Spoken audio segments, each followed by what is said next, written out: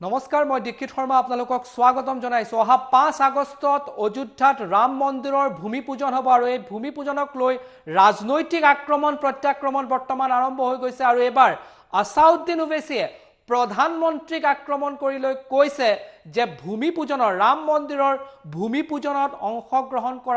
অংশগ্ৰহণ কৰিবলৈ যোৱা প্ৰধানমন্ত্ৰীয়ে প্ৰকৃততে সংবিধানকহে অবমাননা কৰিছে এই মুহূৰ্তৰ এই গুৰুত্বপূৰ্ণ খবৰটো আমি টাইম 8 দৰ্শকসকললৈ আগবঢ়াইছো যে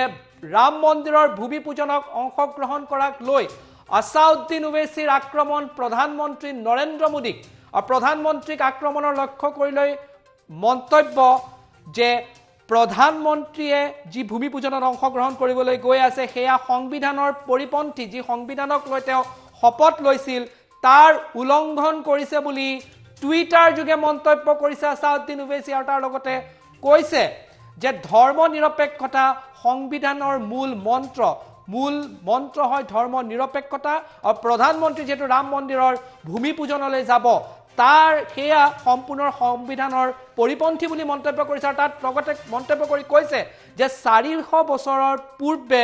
অযোধ্যাৰ সেই স্থানত বাবৰ গৈ উপস্থিত হৈছিল গৈ আৰু তাতে মছজিদ বনোৱা হৈছিল আৰু একাংশ লোকে 92 চনত তাক ধ্বংস কৰিছিল বুলি টুইটাৰ যোগে মন্তব্য কৰিছে আসাউদ্দিন ওৱেইছিয়ে ৰাম মন্দিৰৰ লৈ পেলাই এতিয়া ৰাজনৈতিক আক্ৰমণ আৰু প্ৰত্যাক্ৰমণ তুংগত উঠিছে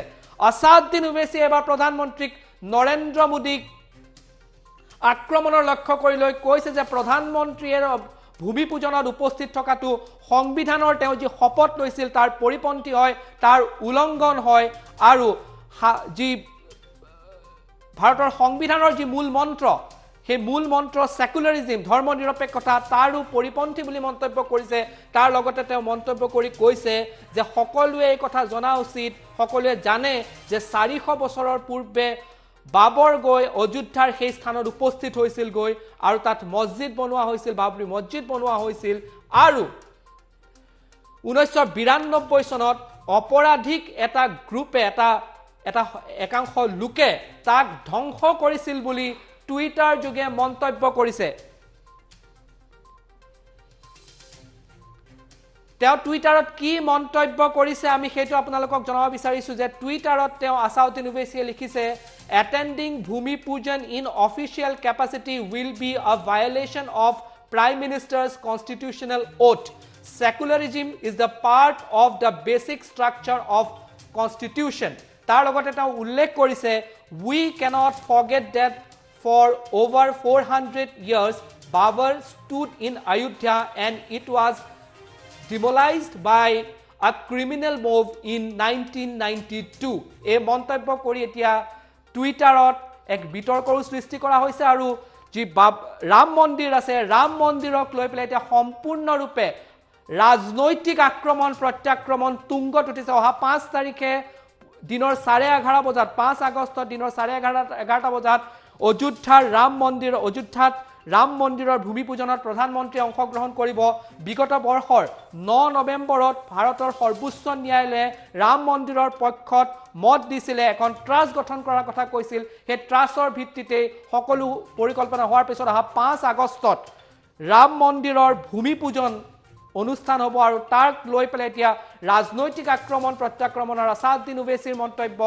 যে ভূমি পূজনত প্ৰধানমন্ত্ৰীৰ অংশগ্ৰহণটো যি সংবিধানৰ তেওঁ শপত লৈছিল তাৰ উলংঘন আৰু ভাৰতৰ সংবিধানৰ মূল যিটো মন্ত্ৰ মূল বেসিক স্ট্ৰাকচাৰ বুলি মন্তব্য কৰি কৈছে যে হেতু হল ধৰ্ম নিৰপেক্ষতা তাৰ লগতে মন্তব্য কৰিছে যে 400 বছৰৰ পূৰ্বে অযোধ্যাৰ সেই স্থানত বাবৰ গৈ উপস্থিত হৈছিল আৰু 1992 চনত এটা ক্ৰিমিনেল মুভে তাক ধ্বংস কৰাৰ কৰিছে বুলি তেওঁ এক মন্তব্য কৰিছে আসাউদ্দিন ওৱেইছি আৰু তাক লৈ পেলাই বিতৰ্ক ইতিমধ্যে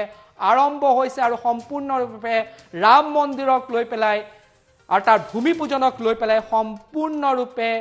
যে ৰাজনৈতিক আক্ৰমণ প্ৰত্যাক্ৰমণ আছে তুংগত উঠিছে আমি পুনৰ সেই টুইটটো আপোনালোকক দেখুৱাব বিচাৰিছো আৰু টুইটটোত আসাউদ্দিন ওৱেইছিয়ে কৈছে যে attending Bhumi Pujan in official capacity will be a violation of Prime Minister of India's constitutional oath. Secularism is the part of basic structure of Indian constitution. এই মন্তব্য কৰিছে We cannot forget that over 400 years